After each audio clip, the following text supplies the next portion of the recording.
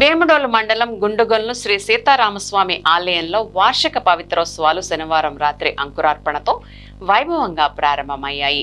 ఆలయ trustee chairman కొండా గంగరాజు పర్యవేక్షణలో అర్చకులు సుధీరాచార్యులు, గోపాలాచార్యుల బృందం శాస్త్రోక్తంగా విశేష పూజలు, హోమాలు నిర్వహించారు.